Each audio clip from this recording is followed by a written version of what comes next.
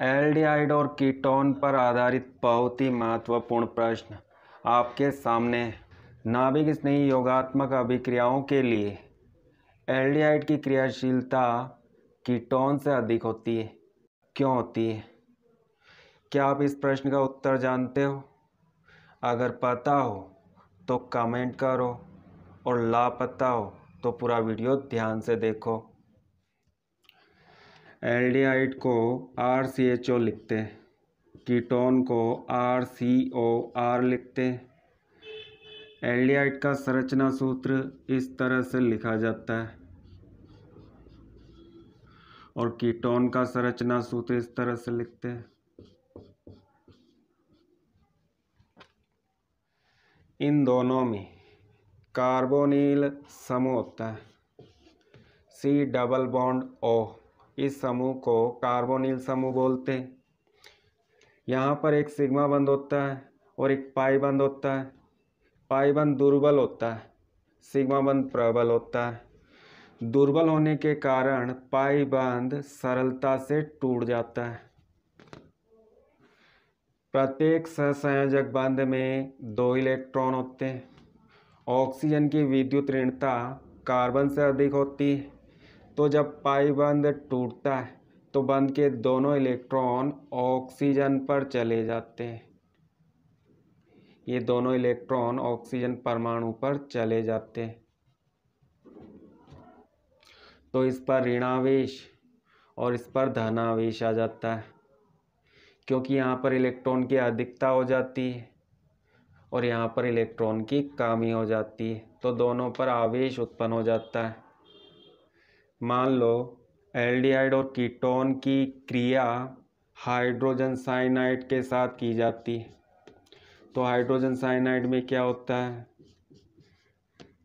Carbon की विद्युत ऋणता अधिक है, हाइड्रोजन की कम है, तो कार्बन यहाँ पर ऋणावेशित होता है और यहाँ पर हाइड्रोजन धनावेशित, और इनके बीच का बंध टूट जाता है, दोनों अलग हो जाते हैं। इस धनायन को इलेक्ट्रॉन स्नेही अभिकर्मक कहा जाता है। जिसके पास इलेक्ट्रॉन की कमी होती है, धनावेश होता है, वह इलेक्ट्रॉन स्नेही होता है, मतलब वह इलेक्ट्रॉन को पसंद करता है क्योंकि उसे इलेक्ट्रॉन की आवश्यकता होती है। इस ऋणायन को नाभिक स्नेही कहा जाता है।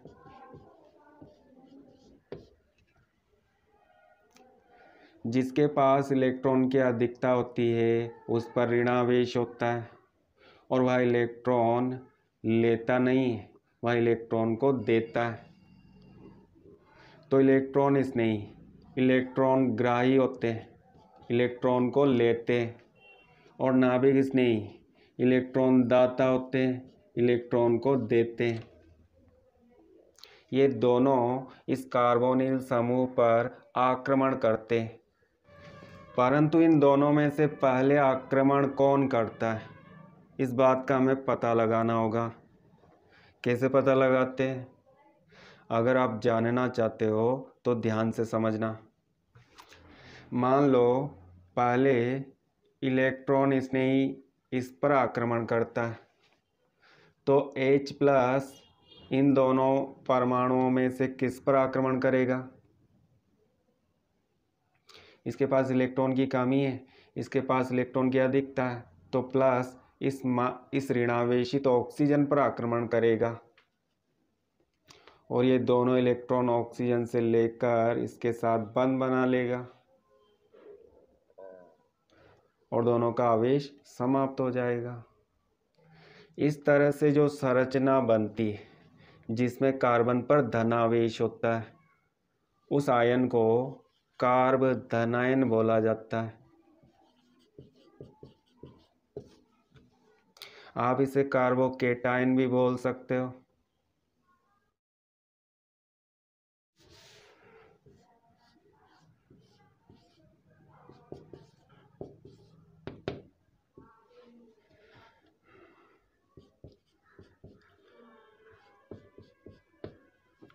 मान लो सबसे पहले यह ऋणायन मतलब नाभिक स्नेही इस पर आक्रमण करता है, तो यह इलेक्ट्रॉन दाता होता है क्योंकि इसके पास इलेक्ट्रॉन की अधिकता होती है।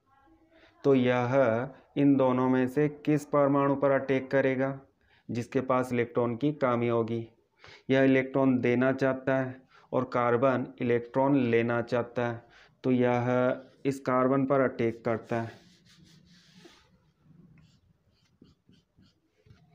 और इसको इलेक्ट्रॉन देकर यहाँ पर बंध बना लेता है, आवेश समाप्त हो जाता है।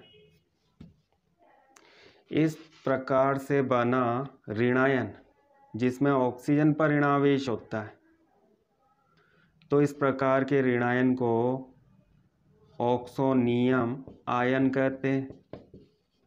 Oxonium ion.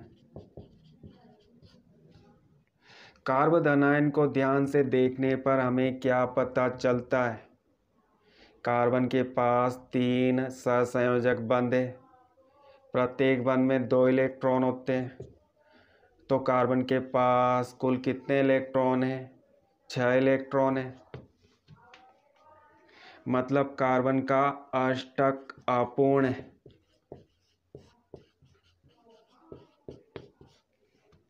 वे सभी परमाणु जिनके बाह्यतम कोश में 8 इलेक्ट्रॉन होते हैं वे स्थायी होते हैं, परंतु यहाँ पर कार्बन के बाह्यतम कोश में केवल 6 इलेक्ट्रॉन है, इसके पास 8 इलेक्ट्रॉन नहीं है। अभी भी इसे कितने इलेक्ट्रॉन की आवश्यकता है? 2 इलेक्ट्रॉन की आवश्यकता है। तो इस तरह से बना कार्बन आयन अस्थायी होता है।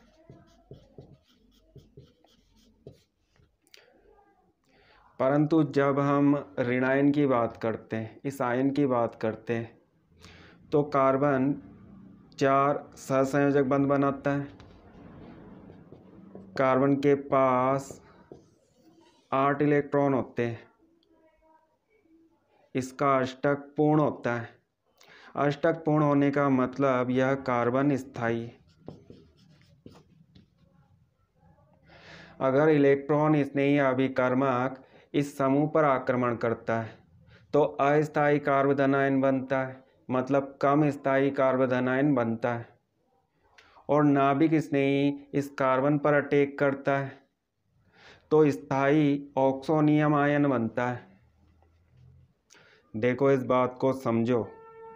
कार्बोनिल समूह पर दोनों का आक्रमण होता है, परंतु अलग अलग समय पर होता है। इस समूह पर सबसे पहले कौन आक्रमण करता है? सबसे पहले नाभिक स्नेही आक्रमण करता है, क्योंकि नाभिक स्नेही के आक्रमण से बना ऑक्सोनियम आयन अधिक स्थायी होता है।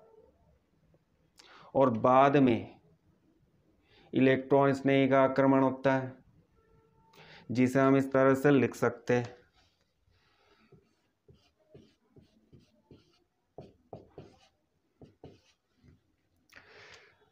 इस समूह पर सबसे पहले नाभिक स्नेही का आक्रमण होता है।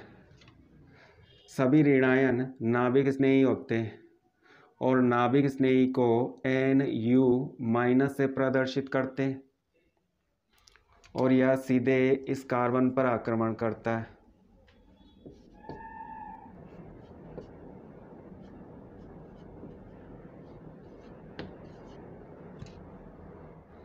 और इसके बाद इलेक्ट्रॉन स्नेही का आक्रमण होता है। इलेक्ट्रॉन स्नेही सभी धनायन इलेक्ट्रॉन स्नेही होते हैं और इलेक्ट्रॉन स्नेही को E+ से प्रदर्शित करते हैं। यह किस पर अटैक करेगा? इसके पास इलेक्ट्रॉन की कमी है और इसके पास, इस ऑक्सीजन के पास इलेक्ट्रॉन की अधिकता है, तो यह सीधे इस ऑक्सीजन पर अटैक करता है और उत्पाद बनाता है।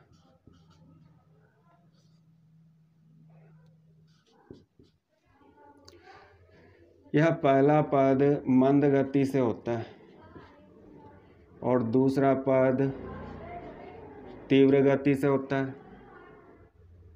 सबसे पहले नाभिक स्नेही का इस पर आक्रमण होता है, तो इसे हम नाभिक स्नेही अभिक्रिया बोलते हैं।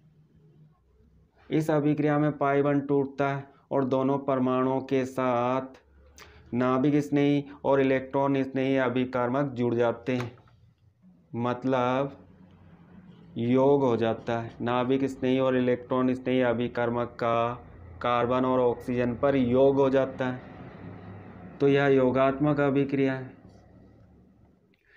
इसी कारण इस अभिक्रिया को नाभिक स्नेही योगात्मक अभिक्रिया कहते हैं।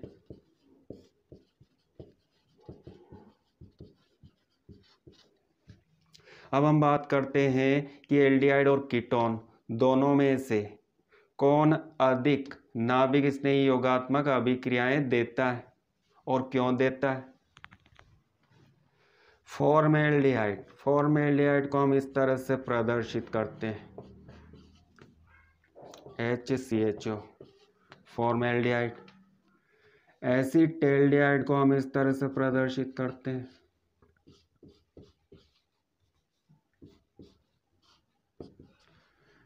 CH3CHO acetaldehyde.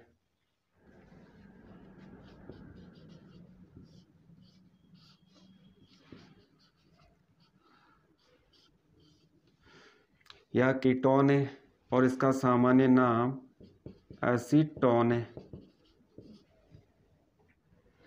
कार्बन धनावेशित है, ऑक्सीजन ऋणावेशित है।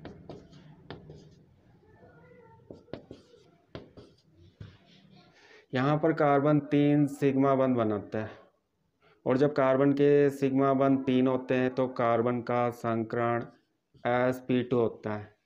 सभी इन तीनों में धनावेशित कार्बन का संकरण sp2 होता है। sp2 संकरण में आकृति त्रिकोणीय होती है।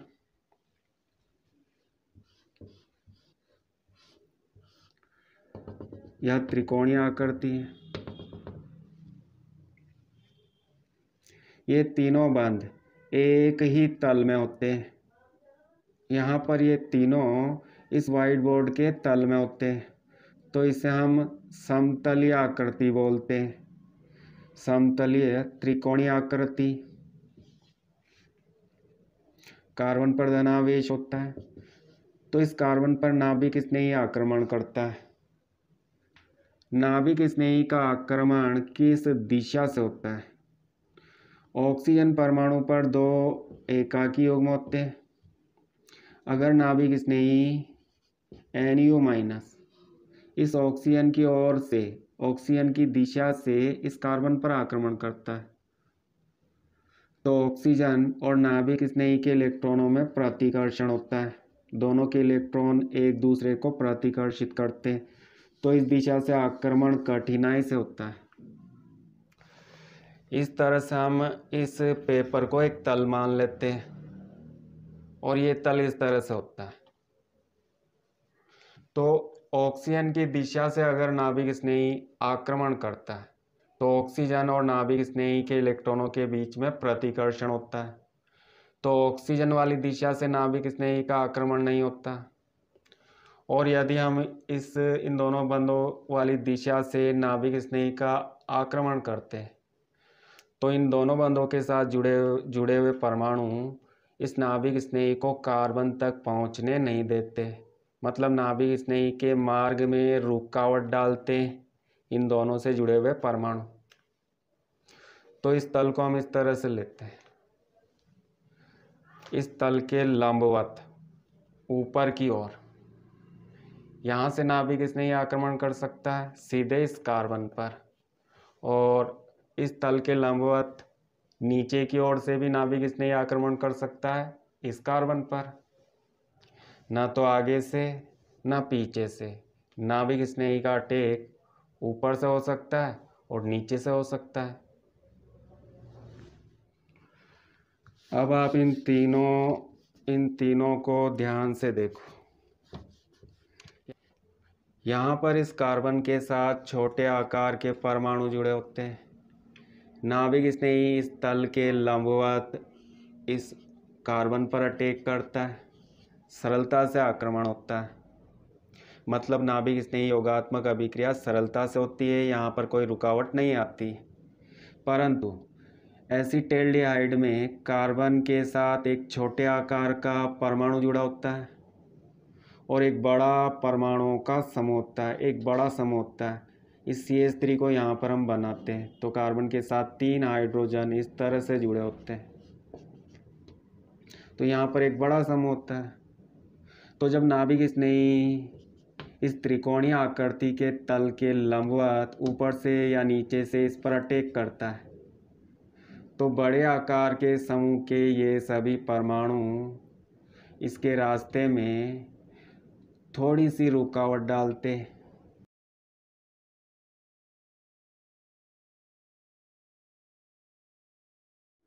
और जब एसीटोन की बात करते हैं, मतलब कीटोन की बात करते हैं, तो आप देख सकते हो कार्बन के साथ जुड़े हुए समूह, दोनों समूह बड़े आकार के होते हैं।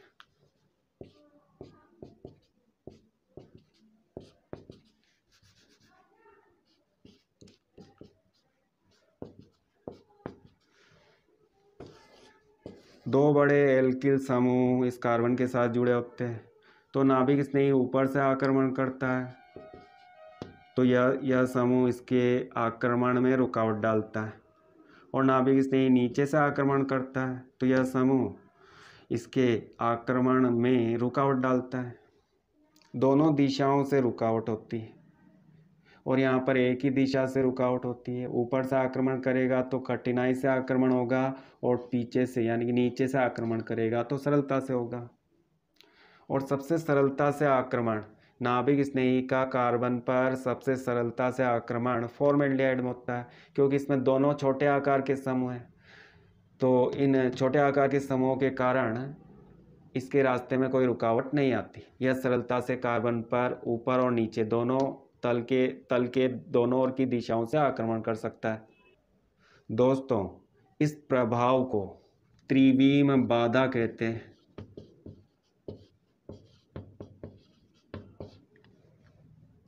और त्रिविम बाधा कीटोन में अधिक होती है, एल्डिहाइड में कम होती है। फॉर्मेल्डिहाइड में तो त्रिविम बाधा सबसे कम होती है क्योंकि इसमें छोटे आकार के समूह होते हैं। कीटोन में त्रिविम बाधा अधिक होती है क्योंकि इसमें बड़े आकार के समूह होते हैं जो नाभिक स्नेही के मार्ग में अधिक रुकावट डालते हैं। तो नाभिक स्नेही योगात्मक अभिक्रिया कीटोन की कम होती है और एल्डिहाइड की ज़्यादा होती है। मतलब नाभिक स्नेही योगात्मक अभिक्रियाओं के लिए कीटोन कम क्रियाशील होता है और एल्डिहाइड अधिक क्रियाशील होता है। दोस्तों, अभी जाना मत, एक और कारण मैं आपको बताने वाला हूँ।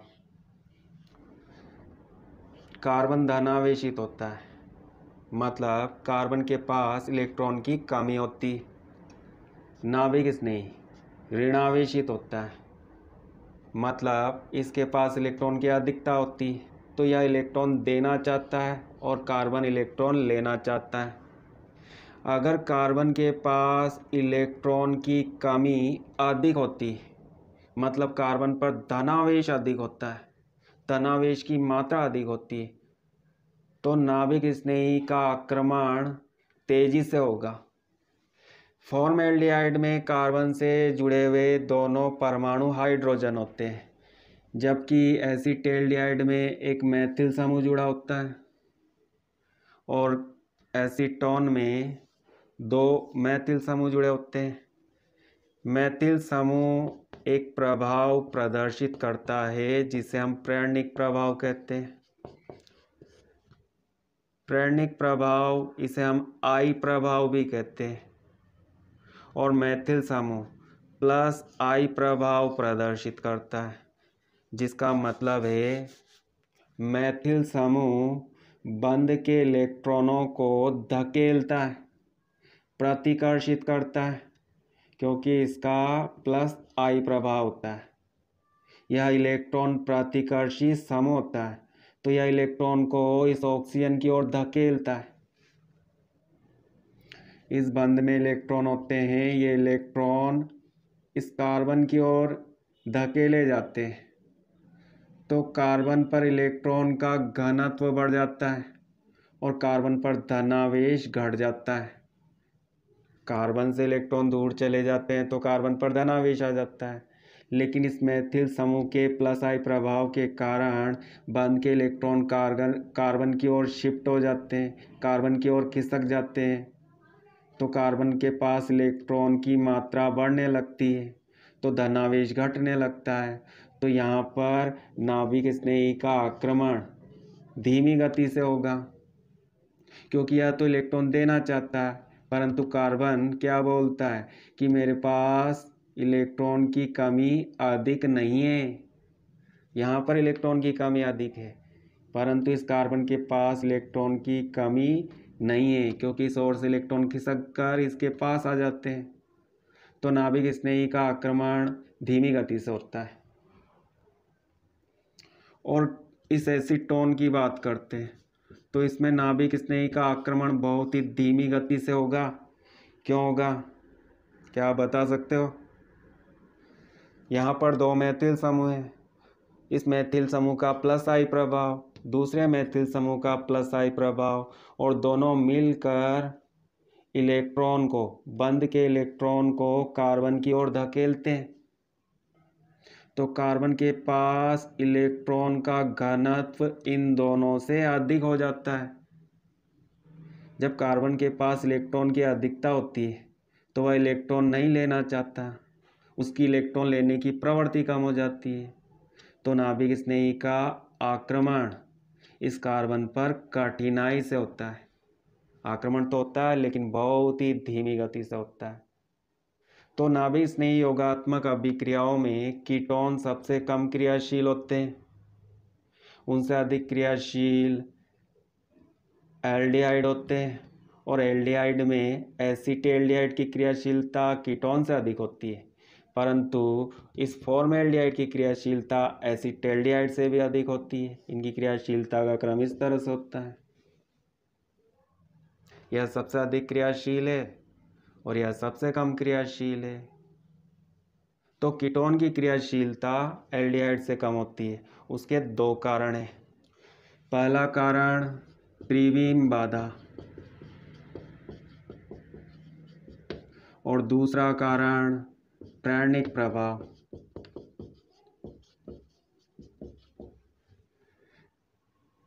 प्रेरणिक प्रभाव दो प्रकार का होता है, प्लस आई और माइनस आई। सभी एल्किल समूह प्लस आई प्रभाव प्रदर्शित करते हैं, मतलब इलेक्ट्रॉन को प्रतिकर्षित करते हैं, धकेलते हैं। वे समूह जिनका माइनस आई प्रभाव होता है वे इलेक्ट्रॉन आकर्षित होते हैं, वे इलेक्ट्रॉन को आकर्षित करते हैं। परंतु यहाँ पर एल्किल समूह होता है, तो एल्किल समूह का प्लस आई प्रभाव होता है। यदि हम एल्किल समूह का आकार बढ़ाते हैं, मतलब कार्बन की संख्या को बढ़ाते हैं, तो प्लस आई प्रभाव भी बढ़ता है। तो नाभिक स्नेही अभिक्रिया के प्रति कीटोन की क्रियाशीलता और भी कम हो जाती है।